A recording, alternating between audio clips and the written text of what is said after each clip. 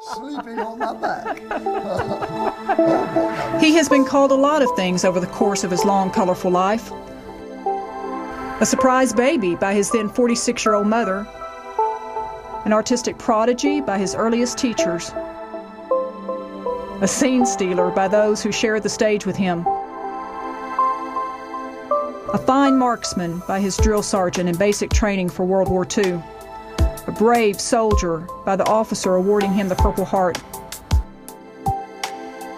a soulmate by Nicole, his true love and wife of 47 years, an American artist by an unconvinced French father-in-law, a quick study by his famous European art instructors, an inspiring teacher by legions of university art students, an easy read by those who have discovered his novels and poetry, the man with the junk in his yard by city officials, a Lifetime Achievement Award winner by the governor. But me, I just call him Pops.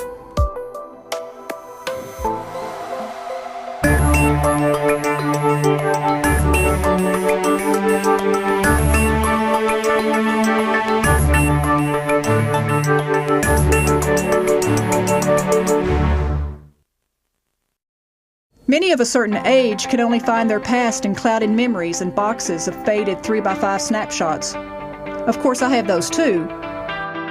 But I'm also very fortunate to find mine in the timelessness of vivid watercolors, pastels, and oils, recorded by the deft strokes of an American master. Gene Hatfield is an Arkansas man of distinction. Of course, I would think so regardless. I'm his only daughter, Matilda.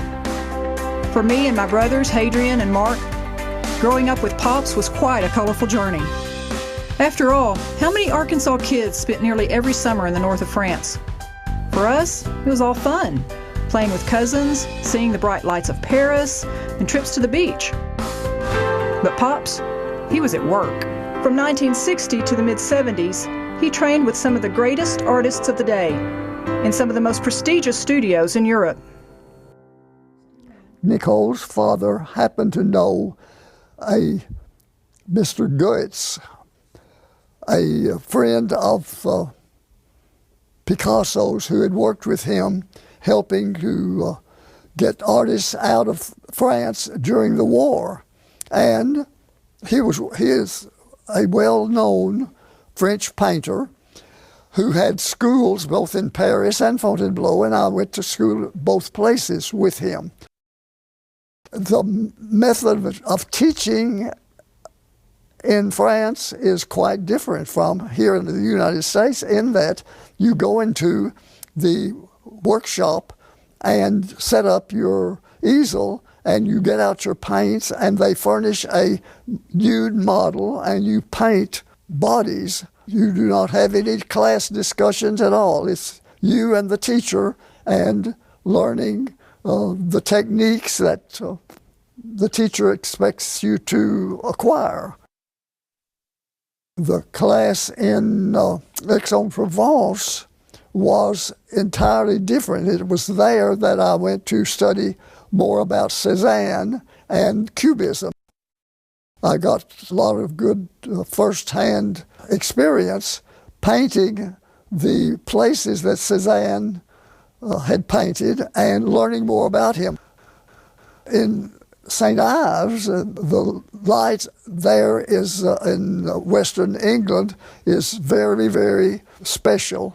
And I must say that my paintings looked better, my watercolors and oils too, but they took on a special quality because of the light that shone on the figures or the buildings.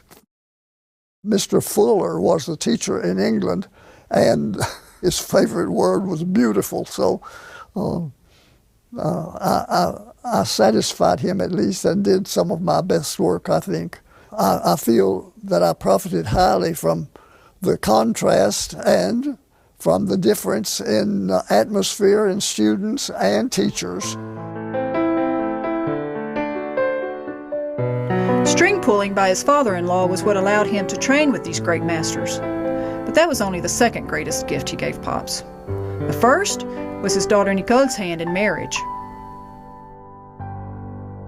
There was just something about her that I could not explain, and we talked together and fell in love, is all I can say. My belief is that two people who fall in love are being pushed by the unseen world, their forebears or the angels that take care of them. It's an unseen and unplanned happening, which in our case worked out over a short period of time and a long distance between us. When I wrote asking her to marry me, I thought, oh, she will say, gosh, I don't want to go back to the United States. No, I'll never marry an American. And when she accepted, I was flabbergasted. And I guess what I thought about first was, oh, I've got to get her a ring over there. And so I looked all over Little Rock and finally found a beautiful wedding set and wrote and told her, I have your engagement ring and I'm sending it sewn in a hat and you'll get it soon. And so that's what I did.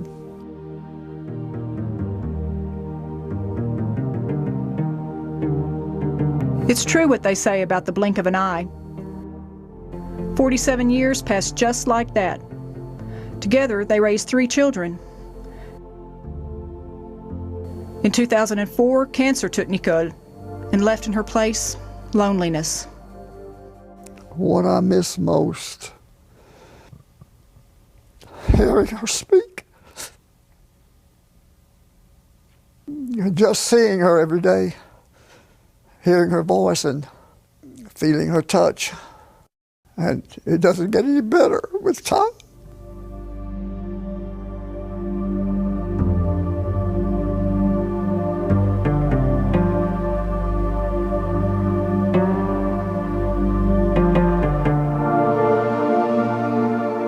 Mother is buried in Mount Vernon, not far from the home Pops and his father built and named in her honor, Nickfield. But don't expect to find him talking to her there. He finds her in the coins. My belief is that the spirits actually move things here on earth. I believe that Nicole has been giving me coins. One day, Matilda didn't want to pick up anything off the streets or the sidewalk. No, Daddy, leave that alone, it's dirty. I looked down and she saw a glimpse of it too, a little bit of silver. So I thought, oh, good, I have found a dime or a nickel.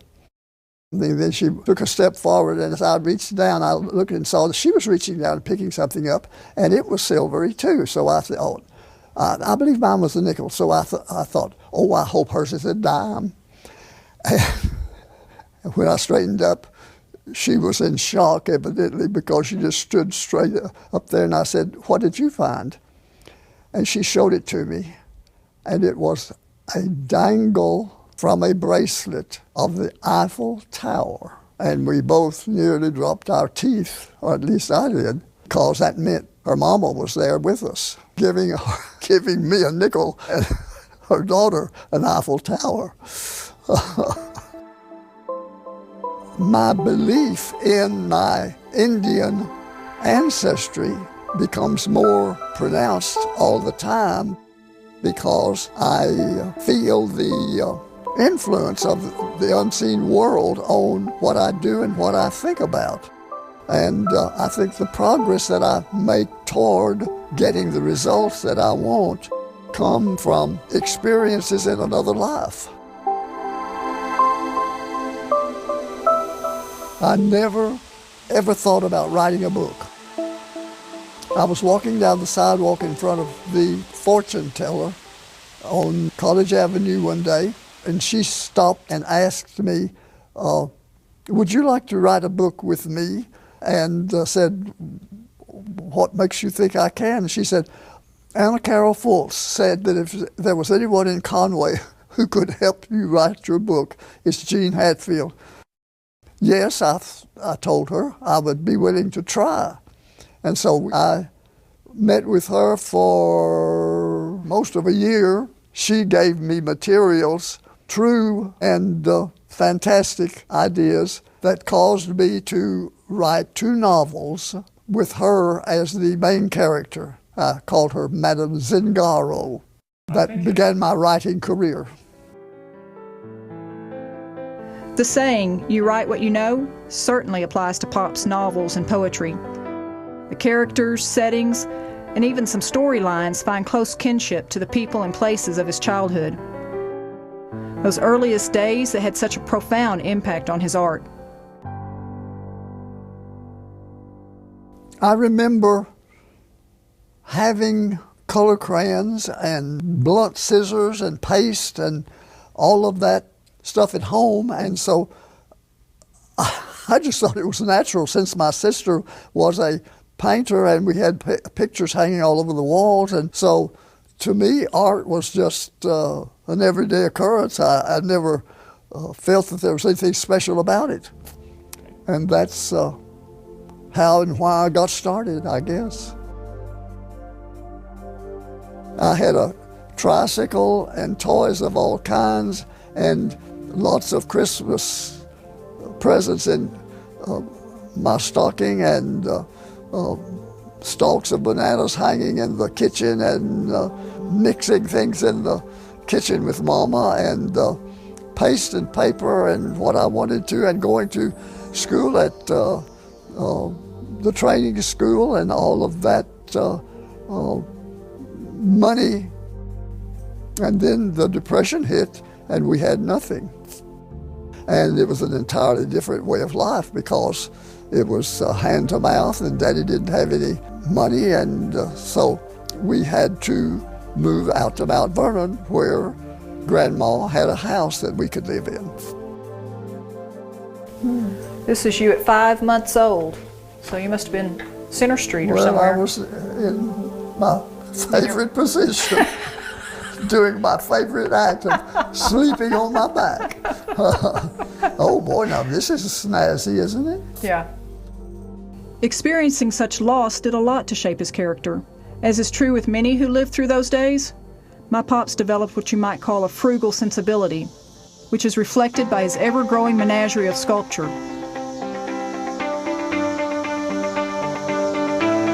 His yard is full of it, and visitors are welcome. Look to your heart's content, but never use the T word. Found objects. They're not trash, they're found objects. From Depression days, I have picked up things, Myra and I, to make our Christmas tree decorations, found tin foil and things in Mount Vernon during the Depression to put on the Christmas tree. And I've always been fascinated by the things that you can find that people throw out. One day I found a perfectly good chair and took it home, and the next day, or a day or two after, I found another one. People just throw furniture away. That really is wicked and wasteful. Car parts really appeal to me, and I have one big statue that I call Oedipus Rex, and that's the name of a play, but it looks like a wreck, and it looks like it's been wrecked. I just enjoy putting things together that ordinarily would not go together. It may not be attractive, it may be kind of ugly or weird or strange or frightening to children, but as long as it has a meaning and is serving a purpose, it is not trash, it is art. Irate citizens concerned about property values have argued with Pops on this one. In 2002, complaints about what some considered piles of junk in his yard led to legal action by city officials. In the end, the law was on his side, and to this day, the collection grows. I do not care about those people who say my yard is full of junk, because they are not smart enough to know.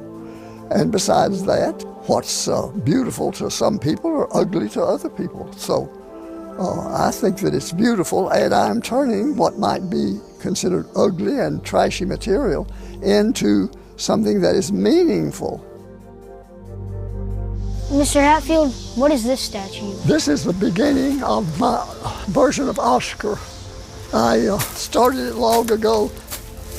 I'm sorry that I have put it off so long. It's deteriorating from a lack of use. I think it looks great. Oscar holds a special place for Pops. After all, his first love was the stage. My theatrical career began when, as a freshman, Dr. Trussler gave me a role in the operetta they were doing named Maritana, and I was the villain. I sang, "You gutter snipe debase, so low and foul of face, we'll end this fight in a quiet place." That was my part, and then the answer to it was, "Braggart, you shall bite the dust by a single cut and thrust." And we marched off the stage, and the log cabin Democrat gave me the whole show. That was the start of my acting career. A group of us got together and formed the College Crown Players, and short cuttings of the plays Romeo and Juliet and Macbeth, and we presented them all over Arkansas and made a name for ourselves in the theater, in the professional stage, and had lots of fun. Acting remained a passion through the years, but Pops began to put more and more energy towards his sculpting and painting, and together with his longtime mentor, Marie Schiestel, many say they built the University of Central Arkansas art program from the ground up. Miss Schiestel saw that I could sketch in black and white and do portraits of people. I took that on as a kind of a mantra and decided that I would concentrate on doing fast portraits of people with pastel colors. It was fascinating to me because each of the people that I painted had something special about them. In the background, I would use the colors that seemed to emanate from them, which is called an aura. Miss Schiestel had told me that she would have a job for me if I would get my master's degree, so I went to the same school Marie had gotten her degree in, Greeley, Colorado. I learned from a movie that my teacher in Colorado showed me, that anyone who has any strength of character can say interesting things with watercolor. And so I took that as a challenge. I thought, well, I've got some character, so I should be able to do it. My teacher turned out to be a villain because he sold some of his students watercolors, and mine were among those. But we couldn't say anything about it, or we wouldn't have graduated. So, yes. Now look, you need to. I feel that my advantage in teaching came from the fact that I had gotten to go over there to Europe and see the originals in the museums, and to go to school in the areas where the great painters had been produced. And when I talked about it, I could convey a little bit better message, I think. Painting. Get your paint and cover up space, see?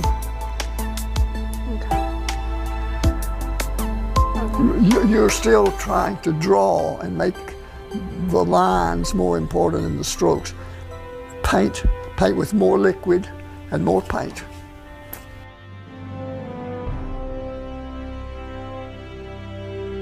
Sometimes in life, you find blessings in the darkest of the human experience.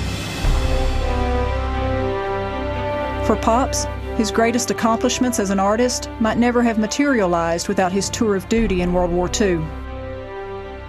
I graduated from high school a year early, so I got a start and had only a couple of years before the draft got me at 18 in the Army.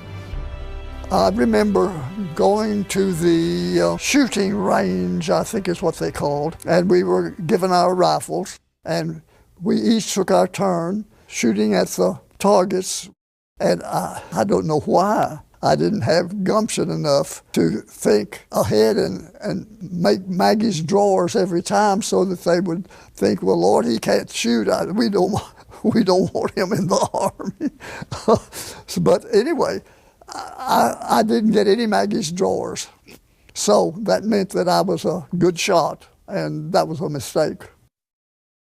We had gathered in New Jersey and got on the boat, the George Washington. I later told people that we were on the George Washington, the same boat he crossed the Delaware in, which it was an old boat and dangerous too, but we didn't know it.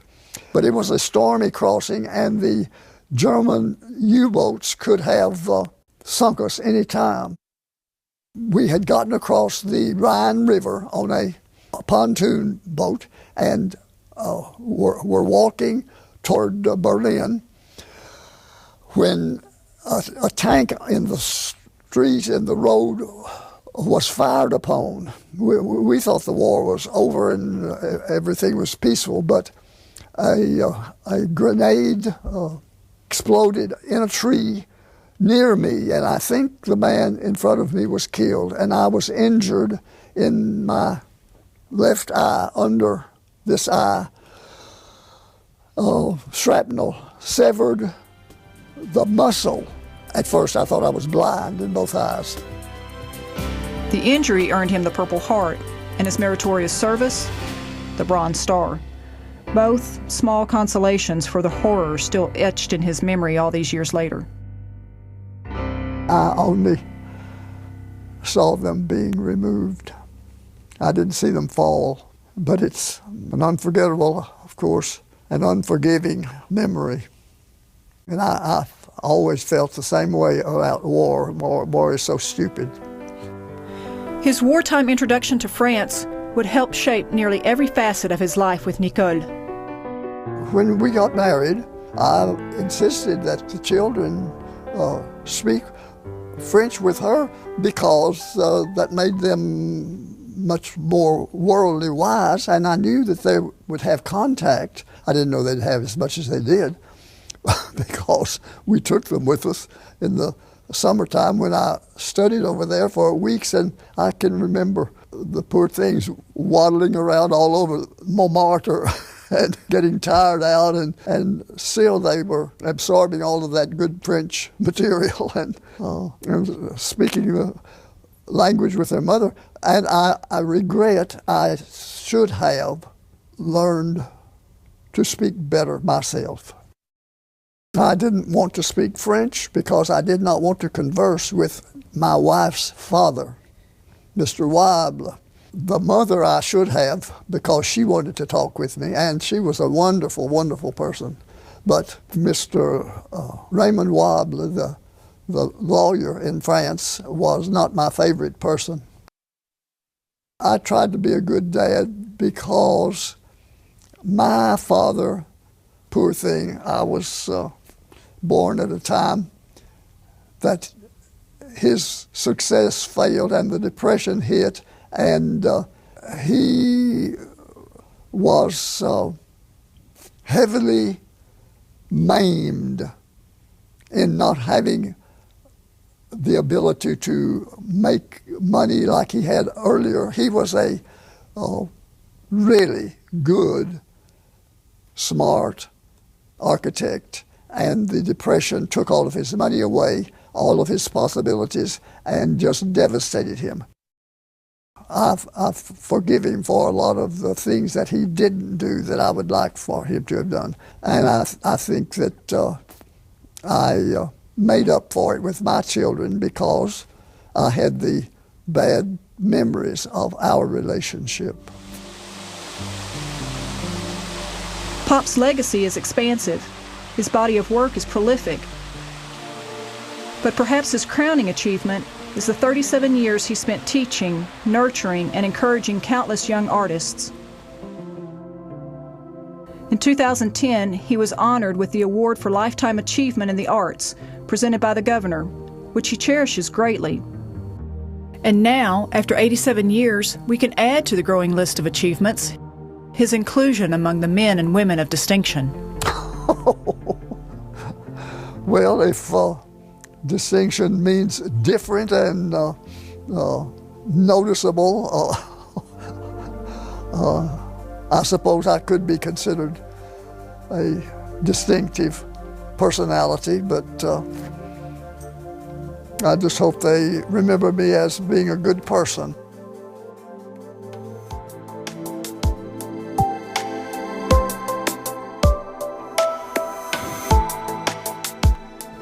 One dictionary definition of a Renaissance man is a present-day man who has acquired profound knowledge or proficiency in more than one field. Of course, he would never call himself any such thing.